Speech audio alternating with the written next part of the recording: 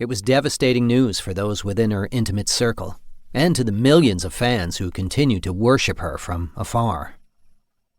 More than 15 years after her painful demise, countless Facebook pages are adorned with her name. Over 800,000 readers of TV Guide once voted her more popular than Barbara Eden, the star of classic TV's other supernatural blonde-led sitcom, I Dream of Jeannie, a blatant replica of Bewitched that infuriated Elizabeth, and her TV movies remain classics.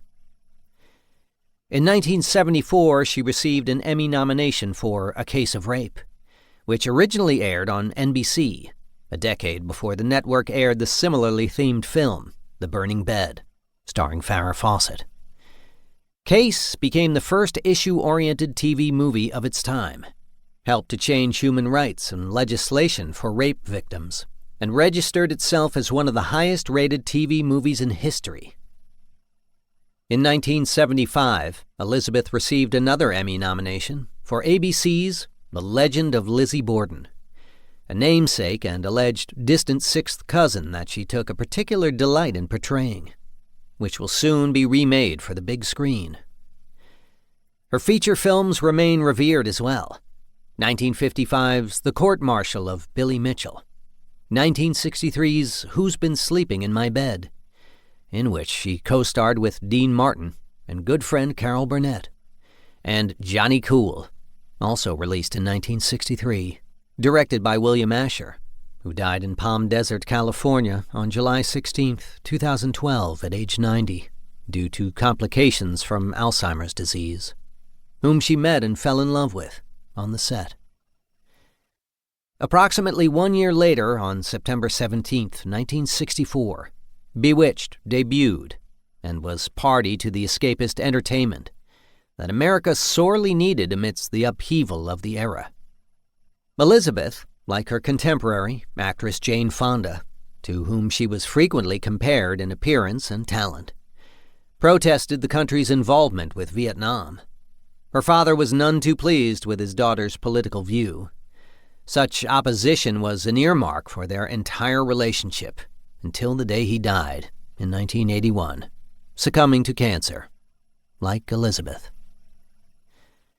A few years later, she delivered the chilling narration for two controversial feature film documentaries, Cover Up, 1988, which detailed the murky circumstances surrounding the Iran-Contra affair, and The Panama Deception, 1992, about the American invasion of Panama, which won the Oscar that year for Best Feature-Length Documentary. Into this mix, she, along with Elizabeth Taylor, another legendary actress and good friend, became one of the first courageous few to lend support in the mid-1980s to those suffering from AIDS, then a widespread and misunderstood disease affecting mostly homosexual men. Subsequently, among her multitude of enthusiasts are those within the gay community.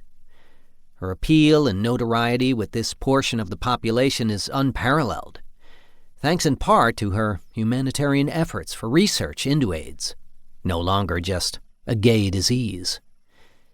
In 1992, she sealed that acclaim when she served as co-Grand Marshal for the Los Angeles Gay Pride Parade, with former Bewitched star Dick Sargent, who had recently exited the closet.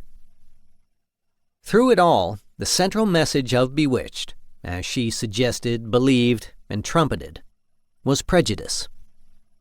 Samantha was a sorceress, isolated in a mortal world, a witch out of water, a repressed housewife instructed by an overbearing human husband, Darren, played by Dick York, later replaced by Sargent, to never reveal her true identity. Despite what critics perceived as confinement, Samantha was a free spirit, an independent soul. It was her choice to live the mortal life, and Elizabeth sought to convey the significance of that directive. Liberated women embraced her contributions with Bewitched and beyond, and Samantha became the first independent and powerful woman of the television age. She reflected the progress womanhood had made in the eyes of the public at large. This, on the heels of Betty Friedan's blockbuster book. To keep listening to this audiobook for free, click the link in the description. It will take you to a free Audible trial where you can listen to this and many other books for free for 30 days.